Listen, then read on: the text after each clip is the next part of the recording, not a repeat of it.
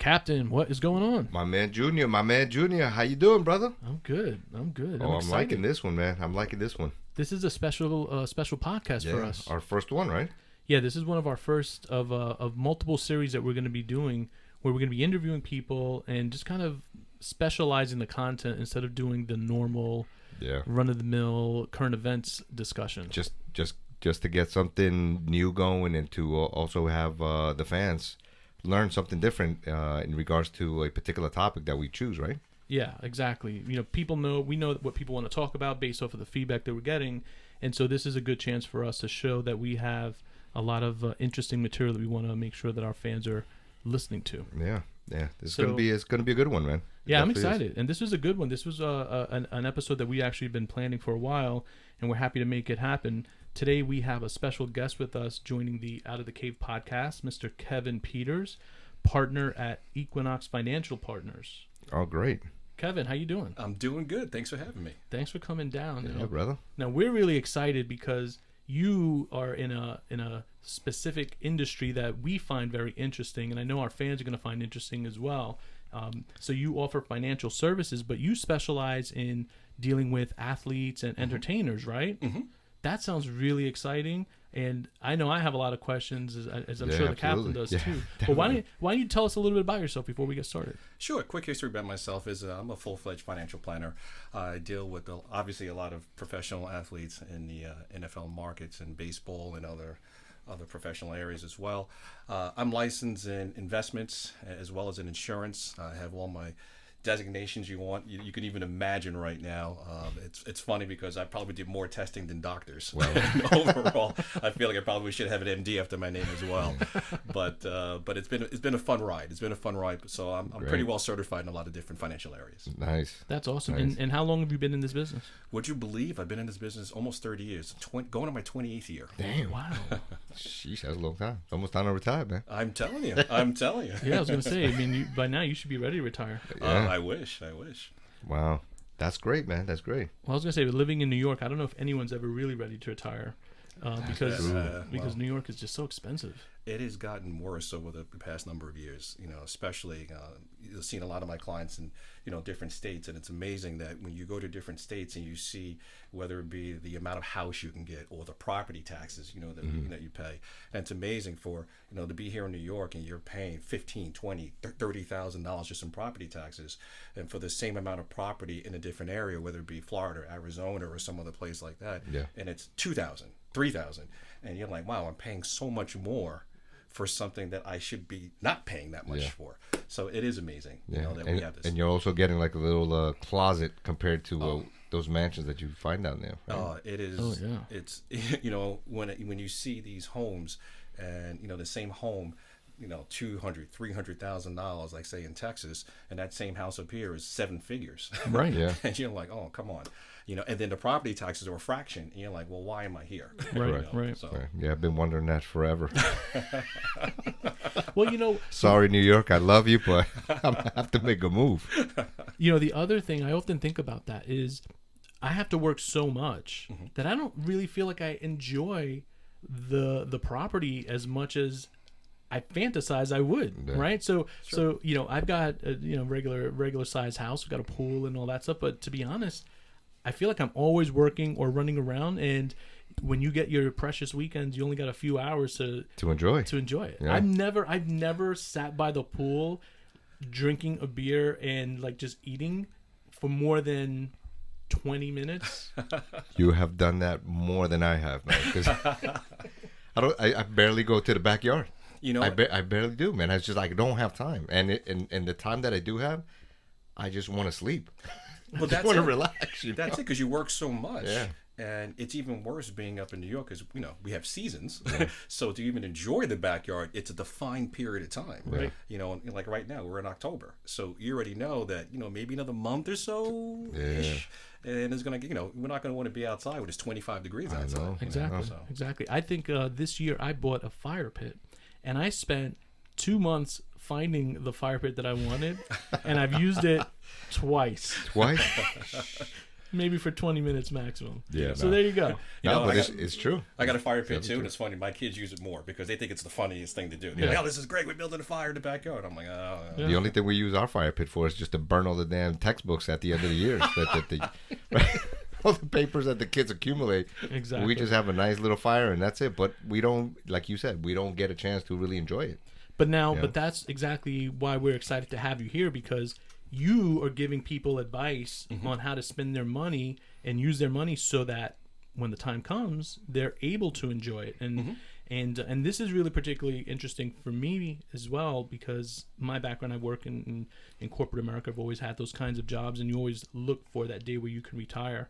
In this COVID environment, this was real scary for lots of people, and you know that this has had an impact. And so people who may not have properly prepared, it's not working out for them, or this is a wake-up call for people to properly prepare. And so I would imagine your phone must be ringing off the hook with your clients. And so we want to get into some of that, but sure. But one of the things that we also want to talk about, which is a little bit exciting, I know Captain was really interested in this, is that you have a slight connection to that TV show Ballers, right? With Dwayne "The Rock" Johnson. I do. Which we have been watching that show. I've seen every episode, man. So we know for a fact that if that's a lifestyle you're leading, we want to carry your bags. We want the insight, man. I'm telling you. So we're gonna give you a chance to kind of give us a little bit of a scoop on that kind of stuff.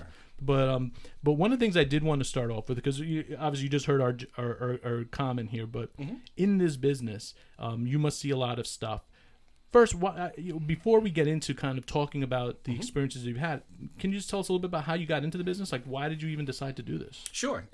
It was one of the things, whereas this is maybe about 20 plus years ago, a former athlete and I was helping him start a division. And one of the reasons why he wanted to start this division is that, unfortunately, a lot of professional athletes don't have the advice. We always look back on our days in college, and college, unfortunately, doesn't really prepare you for the real world. We always say that, as simple as it sounds, how to budget a checkbook. There's no course in college for that. There's nothing to prepare you for, I always joke around from being in college that when I came out of college, I was making money. I didn't know how to handle it. I'm 21, 22 years old, and I'm used to, having $10 in my pocket. So some of these professional athletes now don't know how to handle that because some of them don't have the background to be able to have that advice. So all of a sudden now they're going from 10, 15, 20, $30 to making 10, 20, 30, 40,000 per game or per week. And I kind of always related to all the friends you didn't have, now you have. Yeah, exactly. Now you have all the things that you might have wanted, now you can get. So, but the problem with that is and I'll relate it more to my NFL clients. Most people don't realize the lifespan of an NFL athlete is less than 3 years. Wow. So you're talking about somebody that, an average person will have, let's say, 30 or 40 years in whatever occupation you choose. We always use the average retirement age of 65. So you come out of college, you got 40 plus years. Unfortunately, you're talking about somebody who's got to do the exact same thing in less than 3. Right. So the planning process is accelerated dramatically for that. So when we decided to have this department and design it, we wanted to start off on communication and education to understand what the NFL is giving you, because you have to maximize those things today. You can't wait. Most of us will have some type of pension plan at work, like a 401k or something like that. The NFL does that. But let's face it, when you're 21, 22 years old, you can care less about that. Right. You're looking at, what is my paycheck today? That's all I care about, because who knows, I can get cut tomorrow. A lot of those contracts, by the way, in the NFL are not guaranteed. So when you hear a player might sign for 3 years, 10 million or something like that, they might not ever make anywhere near that. Because it depends on how the contract is structured. So unfortunately, most people will go, oh my God, this guy's a millionaire. I'm like, it might not be, depending on the player you're talking about, because it all depends on how the contracts are structured. So we wanted to design the department for an education purpose. That sounds really interesting, and I think you're absolutely right, because I've always thought, in addition to so someone, I'm just going to use simple numbers. Someone's getting $1 million. They have to pay their lawyers. They got to pay their agents. They've got people to pay, so they're not necessarily seeing that $1 million. Also, taxes, right? Correct. So the big numbers look flashy, but you're right. There's a lot behind those numbers, and I would imagine that when these athletes entertainers, when they're young, they may not be thinking correctly and not following the advice. We always joke around. We always joke about Bobby Bonilla. Yeah, exactly. The Mets. I'm a Met fan. I know. And I always say, man, I'm glad he listened to his team to make that deal. He's still getting paid. That was the best contract ever. Right? Like, ever. What do you know about, like, for instance, what that kind of contract that he structured there? What was it that his agent was looking to do in order for him to secure that kind of contract? Well, basically, what you're looking to do, we call it time value of money. All right. So because what the team was looking to do was get relief. So because they wanted to kind of go for the World Series at the particular time. So when you go to a player in the NFL, you see it too, but we kind of refer it more like you're restructuring the contract. In the NFL, it's a little different because when you restructure a contract, a lot of the bonuses now are accelerated because you have to give that player an incentive to do that. Okay. In baseball, it's a little different because those contracts are guaranteed. So what we try to do in baseball is, all right, listen, if you want to come to me and want relief, well, what am I getting back in return? I'm already getting it, versus in football, I might not get it. Mm-hmm. So what Bobby did, and it was one of the smartest things ever, was, okay, I'm going to defer what my immediate income is. But the time value of money, what is the cost for me to defer that to a future tense? So now, on the flip side, he's going like, well, all these calculations came up, and it came out, okay, listen, you know what? I'll give you the relief of 5, 10, 15, whatever it was back then. You're going to pay me $1 million a year for the next 20 plus 30, 25 years. Yeah. What on the flip side was, what Bernie Madoff, the Wilpons at the time thought they were going to earn that money in interest, which means that, hey, I'll get you for free. We all found out that was gone. That was false. That was false. Right. Wow. So at the end of the day, Bobby made out like a bandit, and he's going to be getting paid. I think it's July 1st for the next 20 plus years. Yeah. Right. Good for him. Yeah. Good for him. Unbelievable. That's why I say it's so important to listen to the right people. Yeah, to the guys that know. And getting the right people around you. Right. Absolutely. And as I said, I think a lot of is it still the case though? Because I feel like.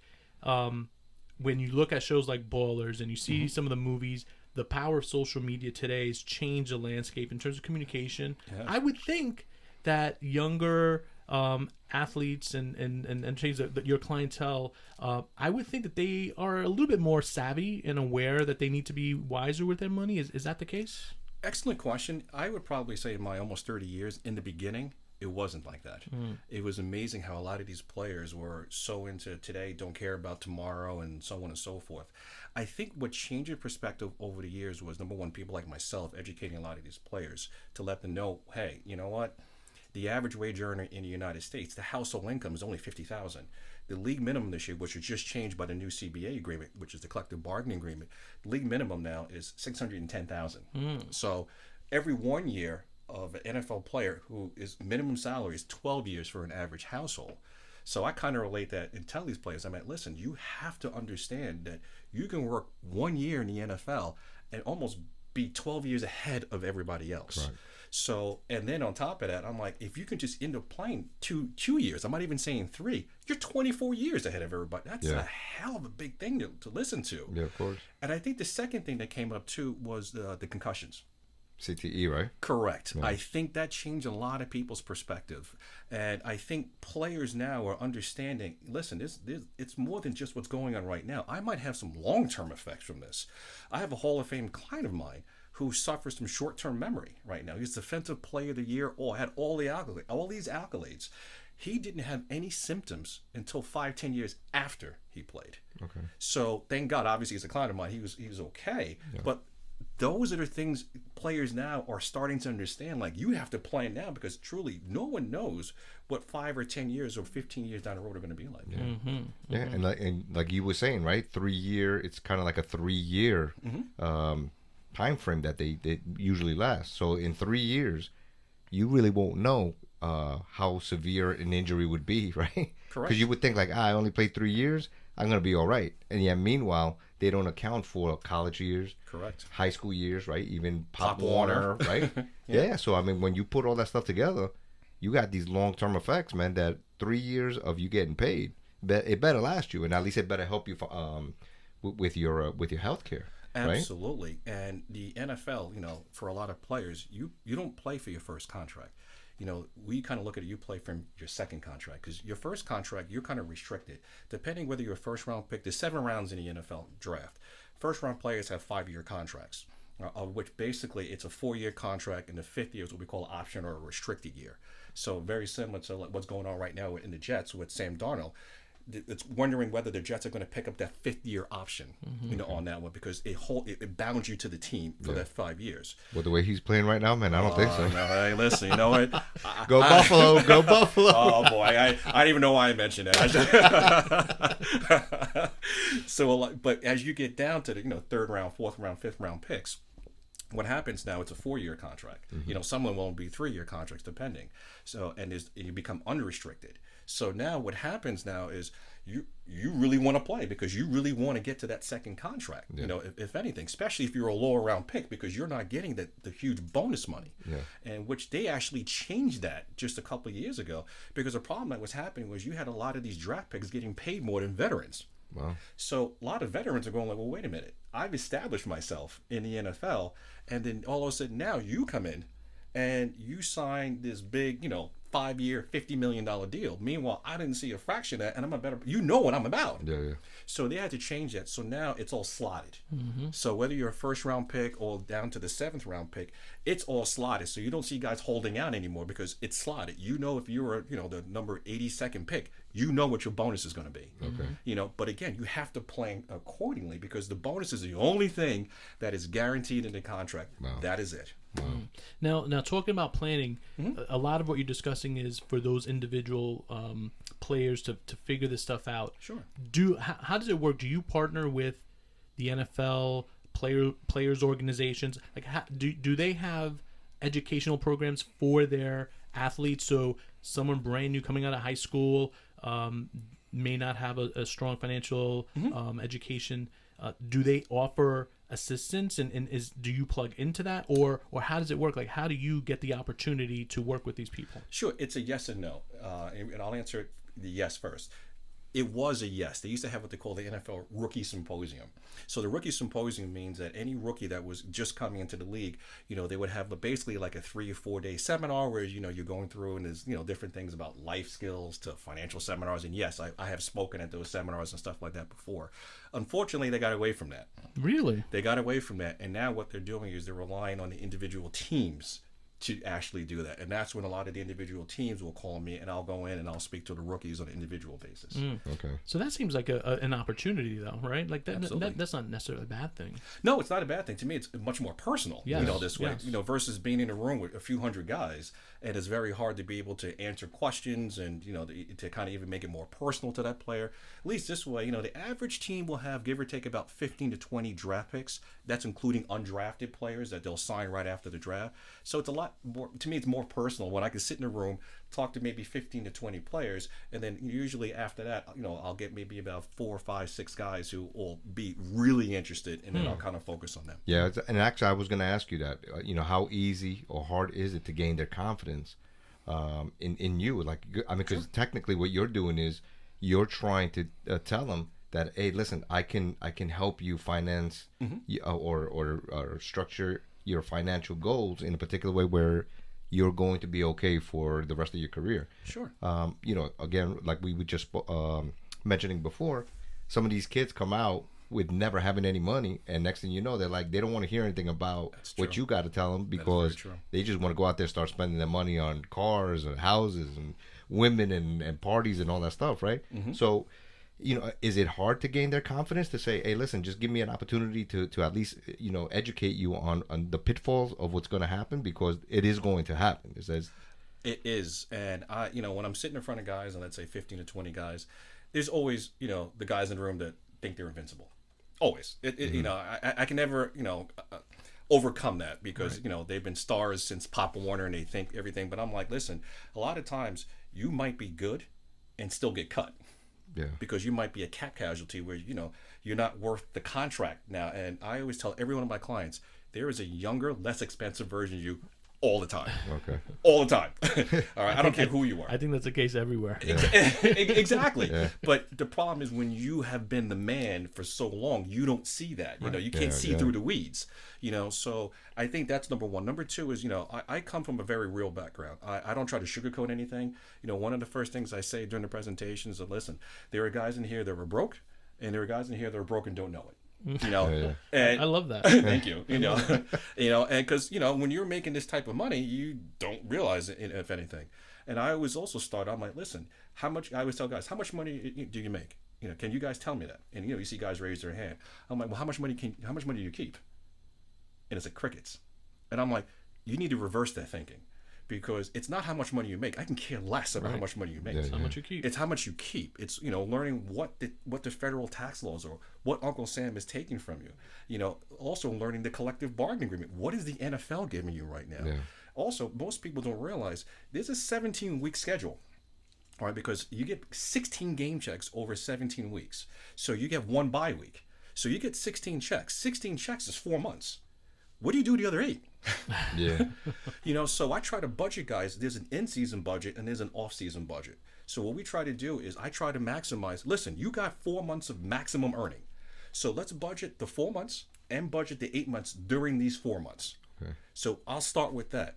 Then we talk about, all right, after we do that, let's talk about what the NFL 401k is. Let's start putting this money away. Because it's amazing thing that, you know, when you start talking about 401k, and the 401k is on the calendar year where, you know, here you can take up to $19,500 per year pre-tax and put it away towards investments. Correct. All right. Most guys don't, you know, 21. Who knows about the 401k at 21? You know, you know, you can care less about that. You can't touch your money theoretically for, you know, the average person. It's 59.5. Right. The NFL will allow you to access it at age 45. Okay, so it's a little earlier. But again, 45 to a 21-year-old is like 92. Right. You know, they can care less. Yeah. But how I try to reverse the role is I'm like, listen, it's a pre-tax basis. All right, so you're putting money away. That 19.5 is put away. But I said, here's the kicker.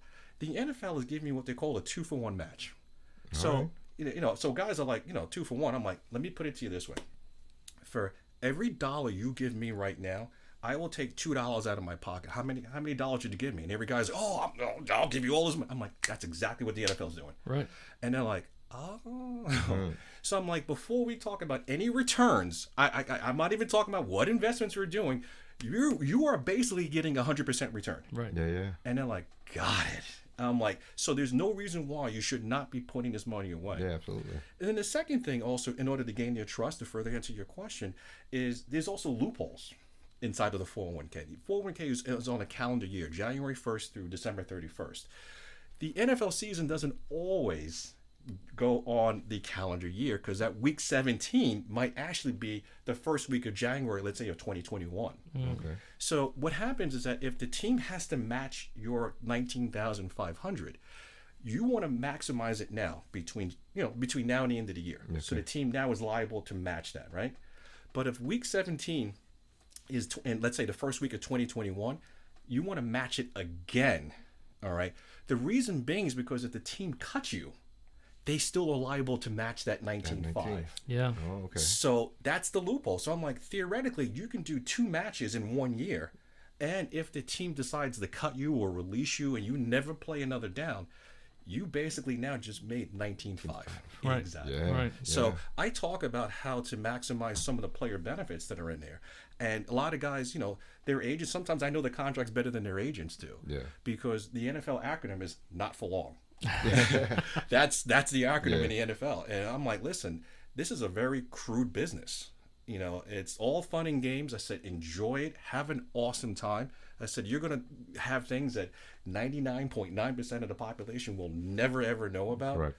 But maximize it while you can. Yeah, but let me ask you a question, because you brought it up just right now in regards with the agent aspect of it. Sure. So, all right, so you're helping them to take care of their money. Sure. The agent, right? So what is the difference between you and him, right? So the agent is trying to do what? To just get him the better deal, and that's it? Correct.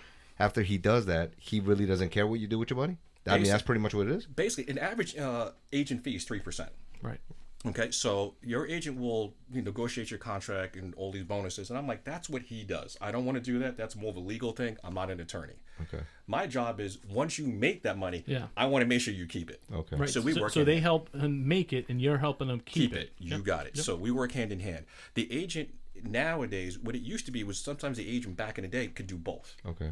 But the NFL changed that because there's a couple of agents out there that were, let's just say, double dipping. Yeah, double dipping. Yeah. They were double dipping and not really, doing it the right way. Okay. So now agents cannot do what I do.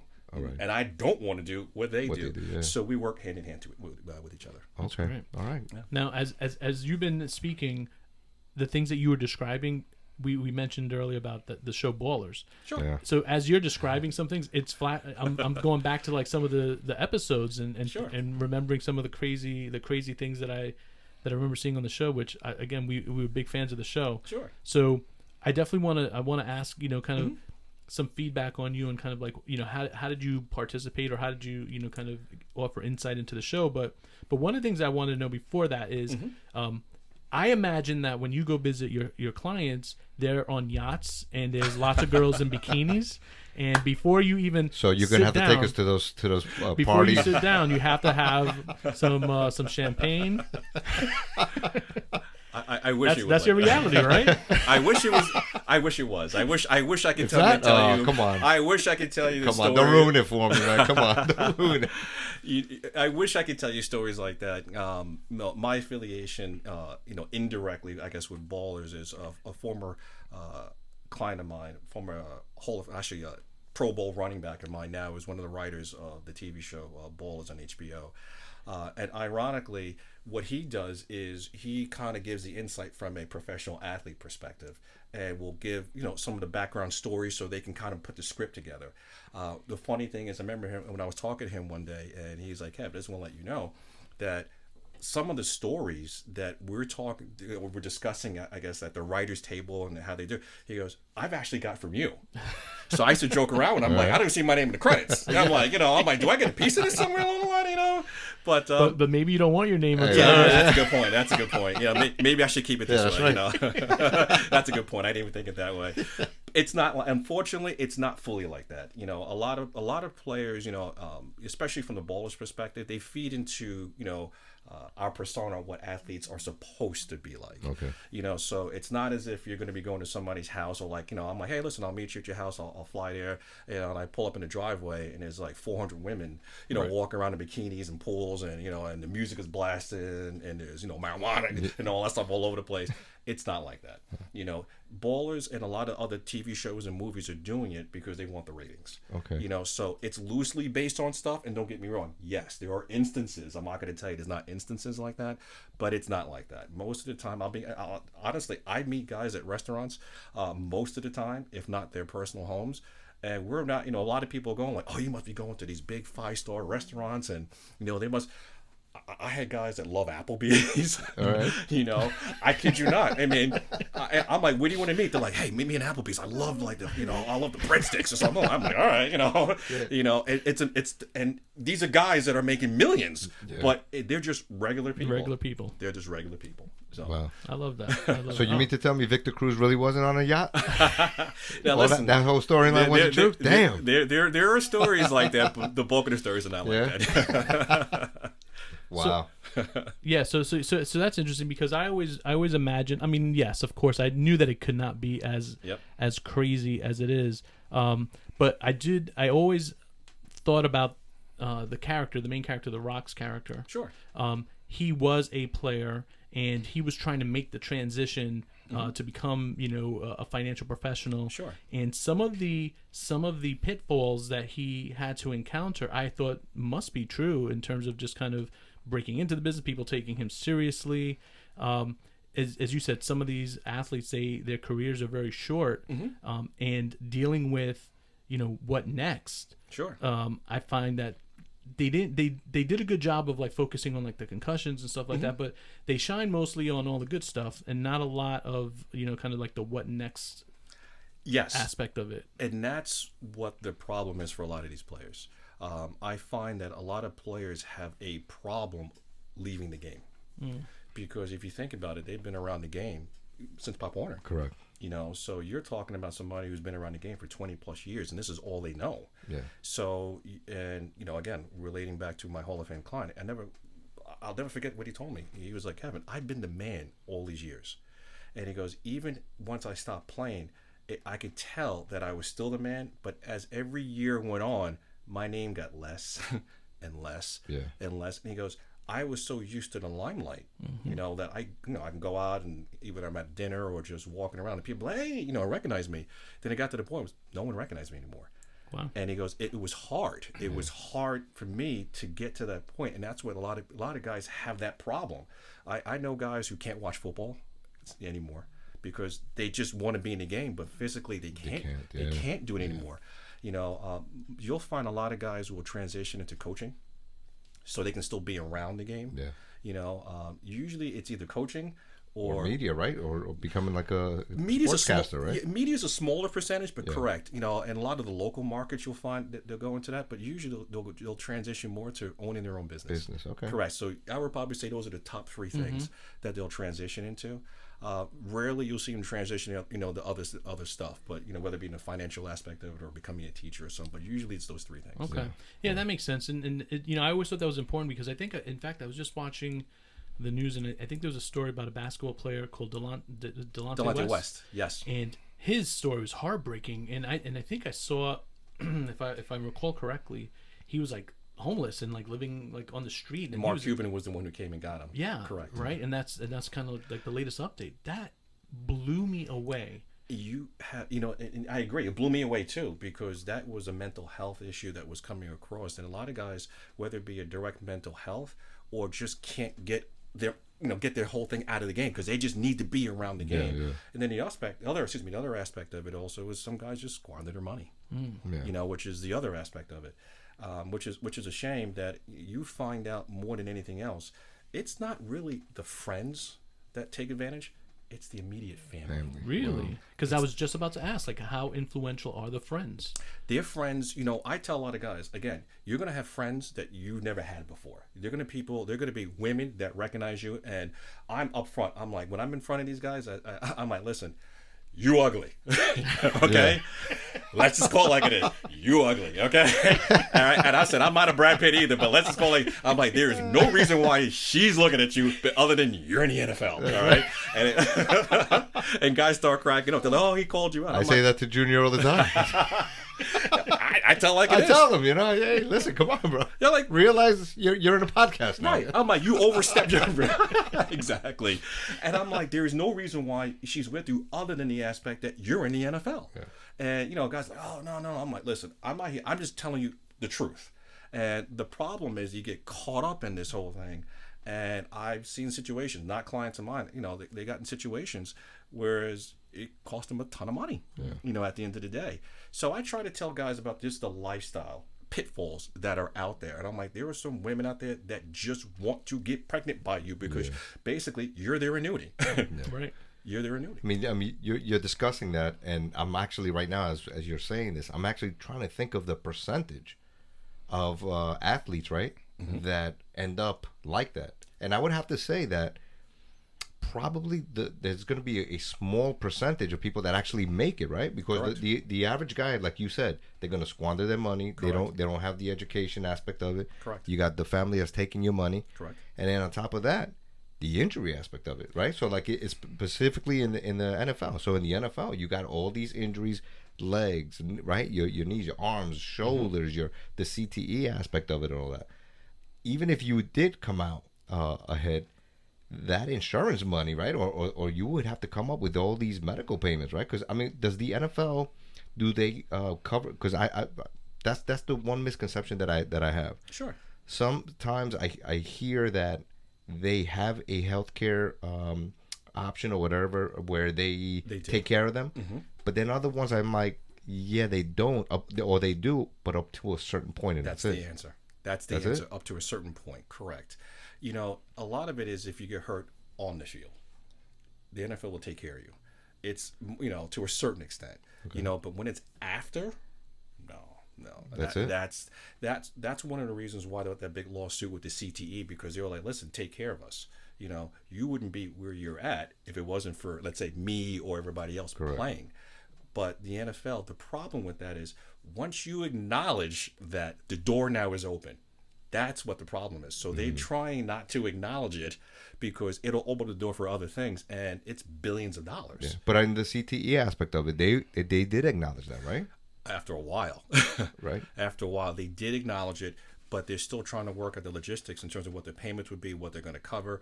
And who they're going to cover, right? And who they're going to cover. I do have some former clients that actually have filed, claims with them, but you got to jump through hoops and hurdles because you got to get, multiple doctors, their doctors. The process could take a while. They make you go through hoops. Oh yes, right? Absolutely. So yes. it's not an easy process. It's sad. I mean, because I saw the Will Smith movie, Concussion. Correct. And I mean, damn, the movie itself, man, is sad. It is sad. With the guys, killing themselves and all these different things. It's a very sad movie, man.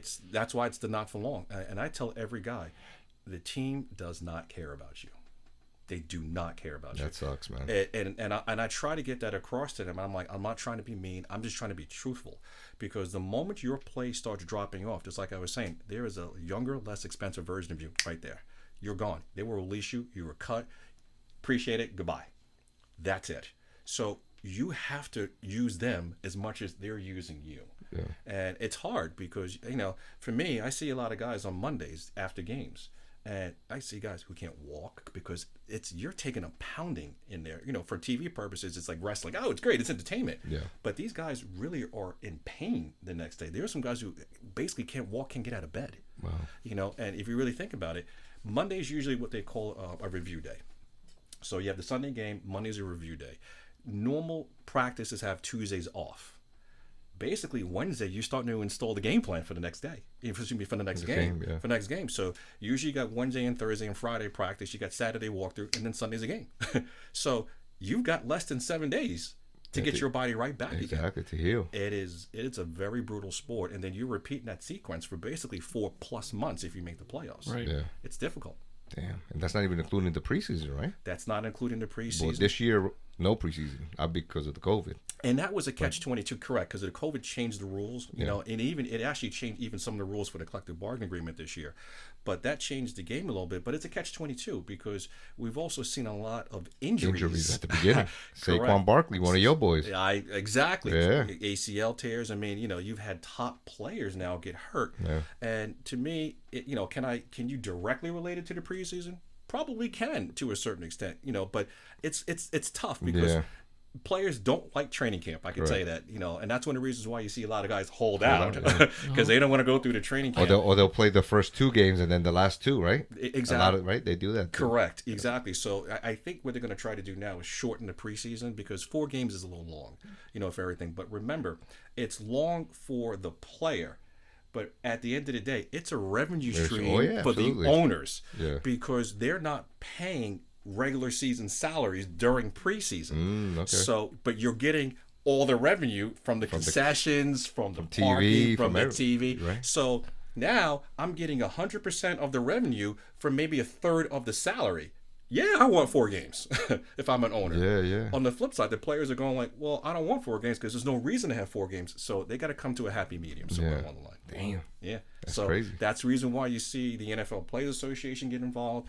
I think sooner or later you're going to have a happy medium, in regards to that, because I think you need preseason to a certain extent to get your body right because you can see the injuries happening this year. Yeah. But a lot of these players, a lot of the top players don't play preseason anyway. They'll play some snaps, maybe a couple of quarters or something like that because they're used to. It's really for the younger guys that are trying to make the team. Exactly. Prove themselves. Exactly. Wow. It's amazing. Man. Yeah, it's really interesting stuff. So back to bikinis and boats. Thank you for bringing us back to fantasy. I appreciate that. Yeah, no, actually, I love fantasy. I'd rather talk about bikinis. I'm all for it. No, this has been awesome. But I do want to. So you've been in this business for a long time. Give us like an interesting story. Like, what's one of the craziest things you've ever seen or experienced that you can safely share? Right. Yeah, I will withhold names. Names will be protected. Yeah, I got to have the names protected. But one of the funnier stories. I'm chuckling inside because I still remember it, like it was yesterday. So I got referred to a player on a local team here. And it's sometimes customary for players to obviously have wives and girlfriends, and because they're in practice and and sometimes out of touch a lot of times, they'll say, listen, coordinated with my wife or my girlfriend, and we'll meet at a restaurant or wherever it's like that. So this particular player, I ended up speaking to. I was texting his girlfriend, and she was like, "Great, no, not a problem. Let's try to schedule a time." I actually drove to go meet them, and I told him I'd meet him at a restaurant. So I get to the restaurant, and we're sitting in the booth. And as I'm sitting in the booth, he's facing me, and I'm facing the actual entrance to the restaurant. So we're talking, and remember, I never met her before. Okay, so I know she's coming. She's like, listen, I'm going to surprise him because it's his birthday, and don't tell him I'm coming. And I was like, okay, no, not a problem. I will not tell him you're coming. So normally I book meetings a week or two out. So no, confirm everything's fine. Again, he's facing me. So I see this gorgeous woman literally walk in. So I'm not stupid. I kind of put two and two together that this is probably her. So I'm keeping a straight face because I'm thinking like, hey, she's going to surprise him for his birthday. She wants to do something for his birthday. So I'm all right. Hey, I'm just meeting this guy. I'm being part of the birthday. I'm like, hey, I'm in. That's it. I'm in. All right, this is definitely a new client. Hook this up. Yeah, let's go. Hook this up. Let's go. So I'm sitting there. I got the smile on my face. I'm everything like this. And he's talking to me. We're talking all the finances and stuff. So as she's walking up, and again, gorgeous woman, has a tight dress on. I'm like, all right, here we go. So I'm waiting to hear, happy birthday. She turns around, you cheating and just starts yelling. And I mean, goes off on him. I'm sitting there with this blank face on, like, what the? Because I'm waiting for happy birthday, She is screaming in the middle of in this restaurant. So I'm sitting there, and he's looking at me, and I'm all like, I'm looking at you, because you told me to coordinate it with her. I don't know what you did. She's screaming at the top of her lungs. She actually did have like a cake. She threw it at him. I'm sitting there. She took the cake. He was like, "You take this," and meanwhile, he's just literally sitting in this booth, just taking it. I mean, just literally take. She slaps him, and I'm like, "Oh my god!" I'm like, "What?" I don't even know what to do because it caught me so off guard. Yeah. She says all this stuff, storms out. The entire restaurant now obviously is looking at us. Yeah. All right. So I would think so. Exactly. So I'm sitting there and I'm going like, first of all, I had nothing to do with this, but no one knows that. So he looks at me. He was like, "Listen, I apologize, for." And I was like, "Listen, first of all, what am I going to say? Nothing to apologize." He could have been that calm, man. Fuck that. No way. There's no. He could have been that calm, man. He totally stayed. I'll give him credit. He totally. Wow. Now, whether he would have stayed calm if I wasn't there, I don't know. But he totally stayed calm. He took everything. He's wiping the cake off his face. My God. He's just sitting there. The waitress comes over and she was like, "Hey, can I help you?" And he was like, "I'm sorry you had to experience all that, And I was like, "Listen, I don't want to, whatever happened, that's between you guys." But the funny story about it was he ended up becoming a very good client. He's actually still playing to this day. Wow. Number one. Number two, they actually got married. Oh wow! Oh my God! So they must have worked everything out. But that was the craziest story that I've ever had. Wow! And it was a brand new client. It wasn't like I knew him, or it was. Yeah. I mean, literally the first face-to-face meeting I've had. That is damn, man. Thank God it was Applebee's. Exactly. That was probably one of the Applebee ones, right? Exactly. Oh man, that's crazy. Oh, it was. I was at one point I was expecting to see like the cameras pop out, like I got punked or something. Yeah. I was like, that's what it sounded like. Yeah, I was like, oh, okay, but as it was going on, and I saw the rage in her face, and I just see him just sitting there, like just putting his head. I was like, okay, this is not a camera situation right now. Right, so right. I thought you were gonna tell me that you lost the sale on that one, man. But thank God it worked out for you. It worked. You know what it is? I guess at that point he almost had to. Right? Right? He was so embarrassed. He's like, "Oh, you know what, man? I gotta sign with this guy." He almost had to at that point. So, but it all worked out in the end. So. Yeah, he had to make it up to you and give you a chance. Yeah, exactly. So Kevin, thank you so much for coming down and joining us on this podcast. I mean, you gave us so many interesting, so much insight, man. So much interesting information, some great insight. Anytime. And I think what you do is amazing. And so, for any of our listeners out there who are athletes or entertainers who need some really good guidance and some strong financial assistance, we definitely encourage you to reach out to Kevin at Equinox Financial Partners. Yes. We'll have some information on how to reach him on our webpage. And the last thing that I would ask is, this is I'm assuming this is a very competitive field. What advice would you give to anyone who's listening, who loves sports and would want to go on this similar path? Sure, I get that question a lot. I do a lot of speeches in terms of how my practice was started and how I did everything. I tell guys, it's almost like people are seeing the end result now, but there was a lot of trial and error in the beginning, to be honest with you. How I kind of changed things is I was like, you want to kind of differentiate yourself from somebody else. Be different. Use your personality. That's number one. Number two, I always tell guys too is, listen, the rules for 401ks or financial planning doesn't change. So it's how you present it to that person. Can they understand it? Do they know that you know what you're talking about? So try to make things as easy as possible. Like even when I'm explaining like mutual funds, I'm like, I kind of use analogies of like, it's going to a mall. Guys can relate to things like that. The other thing I tell guys too is, I took the collective bargaining agreement before, since I've been in the business as well as before the internet. And, I literally had the book. The book is like, basically it's like War and Peace. It's like a thick book. Yeah. I've actually thumbed through this entire book and highlighted certain sections, like I kind of mentioned about the loophole in the 401k, because these guys are, remember, 21 years old, short attention spans. Yeah. So what would interest them? I'm like, well, money usually does. Yeah. So I kind of started picking certain points out. So when I'm speaking in front of guys or even on an individual basis, I hit certain points that are there. And also the last point is I learned from a budgeting perspective. When I talk to guys about budgeting and a lot, whether it's over the 4 months in the in season, in the 8 months, I always tell them, I'm like, listen, I do the same thing for myself.